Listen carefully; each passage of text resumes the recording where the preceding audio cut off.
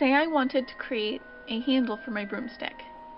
First I find my tape measure and I choose the right length for my handle. In this case, I want the length to be 13 3/4 inches. And so I put a small mark on my board, and then I find a straight edge and I draw my line. Then I put an X on the side that I'm not going to use. I measure again, and I write the measurement on the side I am using, 13 3/4.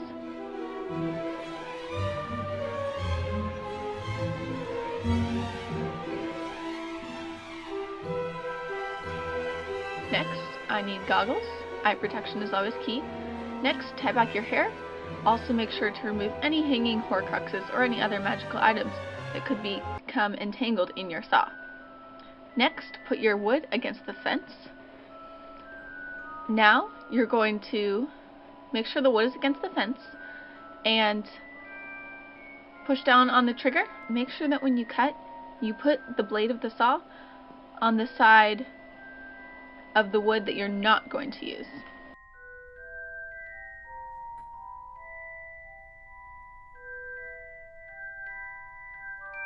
Now I have to screw the plaque for Harry's new Nimbus 2000 into his broomstick. First, you want to put the battery into the cordless drill.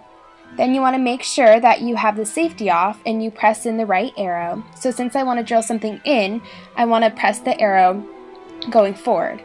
Next, if I need more speed, I can adjust the speed switch. If I need more torque, which provides power to the drill, I can adjust the clutch. Next, I want to make sure that the screw is at least twice the width of whatever material I am screwing into.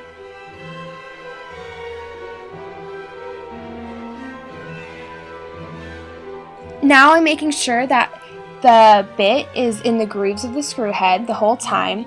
If it's not lined up with the grooves, then I can strip the screw, which is to wear out the grooves in the head of it, making the screw difficult to use. Now I press the trigger and start drilling the screw into the piece of wood. Make sure to apply enough pressure on the back of the drill and make sure that the bit stays into the grooves of the screw the whole time. Also, keep a straight angle between the screw and the drill when using the drill.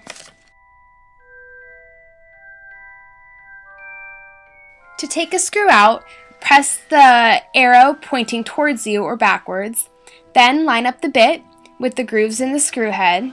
Press the trigger and maintain a constant pressure on the back of the drill. This will take the screw out. Make sure to wait a few seconds after taking the screw out to touch the screw because the screw can be hot. On your pneumatic staple gun, you will find an air hose valve where you attach the air hose, a safety so the gun will not fire unless it's pressed, and a staple holder, which opens and allows you to insert appropriately sized staples and then locks closed. After you do this, set the air compressor to the correct PSI. To fire, depress the safety against the lumber and pull the trigger. Remember to keep your non-trigger pulling hand away from the staple gun.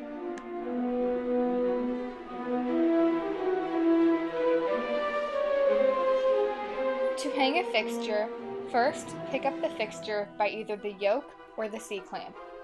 Then, hang it on the pipe by the C-clamp, making sure that the pigtail is pointed in the opposite direction of where you want the light to shine. Pull the C-clamp towards you with one hand and finger tighten the screw with the other hand. Next, put the safety cable around the fixture by the yoke and then secure it around the pipe. After that, tighten the screw with a wrench until it is tight. Then, you are done hanging your fixture.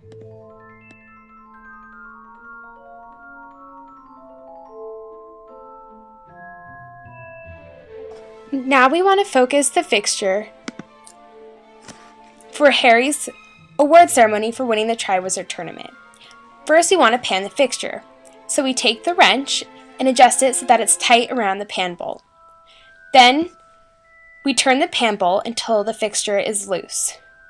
By being able to pan the fixture, we will be able to move the fixture from left to right until it is focused in the right area.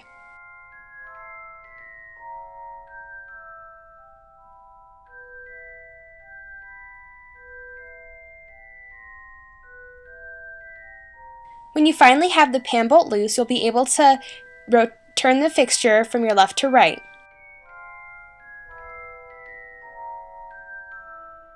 When it's finally in the right position, you will tighten the pan bolt again by adjusting the wrench to be tight around the pan bolt and then turning the pan bolt. Be sure to check the O-shoe bolt to make sure the fixture is secure before finishing. To tilt the fixture up and down, loosen the yoke bolt. Once you have the fixture in the right position, secure it by tightening the yoke bolt.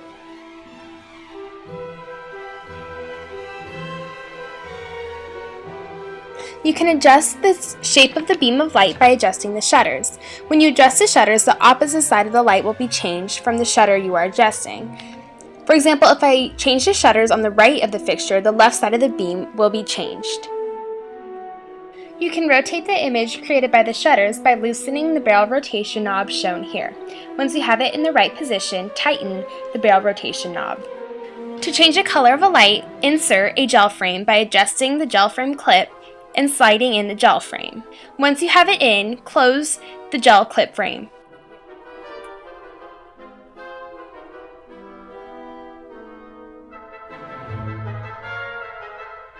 In order to use the lighting system, one must understand how it works. First, the lights are all sourced from the dimmers. If you exit the theater from the back door and turn to your right, you will see a door that leads to the dimmers. These dimmers contain the main switches for all of the lights that illuminate the theater. These switches are connected to the dimmers that you will see in the wall. Next, the dimmers travel through the XLR cable and they go to the Great Lighting Board. The Great Lighting Board is essentially a board with lots of channels on it. These channels help their users to decide how bright a light needs to be and how many lights should be illuminated at one time. In order to use the lights with the Great Lighting Board, you have to first patch them in. Your teacher will show you to do that, and it isn't too difficult. However, if the lights aren't working and all of them are patched in, you may see something you need to use called the Grandmaster. The Grandmaster is a switch located on the lower right-hand side of the Great Lighting Board. It is labeled Grandmaster, and it controls all of the lights in the theater with one channel. If you put the Grandmaster all the way up, it means that all of the lights will be fully illuminated and at their greatest intensity. However, if you turn it down, all of the lights will gradually go off. Using the Grandmaster illuminates the lamps of all the fixtures.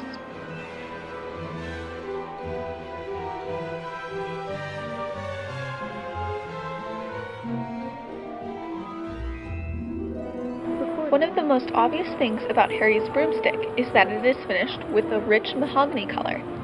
However, this color has more implications than just its physical appearance.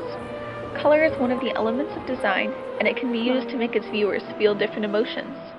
Red is associated with aggression, anger, and blood. Although Harry won't be out for blood on the Quidditch field, it represents the determination and drive he has to win. It may also subliminally intimidate the Slytherins. It may give the broom a feeling of being of very high quality. Taking a look at Harry's broomstick, the texture of it is very smooth. There are no divots or marks. This smooth texture creates a very sleek and sophisticated, elegant look. Line is a series of marks or points characterized by their height, width, or direction. For my broomstick, I chose long, thin, vertical lines on the handle. These chosen characteristics will be more aerodynamic, which will give me the speed I need to catch the golden snitch.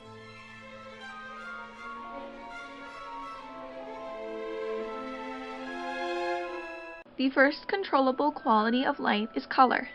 Color is integral to stage light because it can make the audience feel something about the performers on stage or about the actions that are occurring.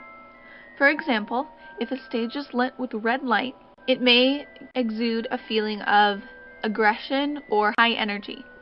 However, if it is lit with blue light, the audience perceives the actions on stage as being fairly calm and not that momentous. People often associate colors with different feelings, so that can also influence lighting designers' choices when planning a production. One of the 4 controllable qualities of light is distribution. Distribution refers to a few things: the direction from which the light approaches an area, the shape and size of the area that the lighting is covering, and the quality of light or its diffusion or clarity. For our ball, we want the light to approach the dance floor from the side, which will give the area more shadows and therefore be more dramatic. The size of the area that we are covering is quite large, because it will be the entire ball for all of Hogwarts. We also want our light to be rather diffused to make it more dramatic. Intensity is the actual amount or level of brightness of light that strikes a stage or actor. In this case, the intensity of the light around Harry is much brighter than the intensity around the rest of the stage. Because the intensity is so bright, your attention is drawn to Harry, which is just the way we want it, considering we want all eyes to be on him after his victory in the Triwizard Tournament. If the intensity was not so bright around him, your eyes would not be drawn to him.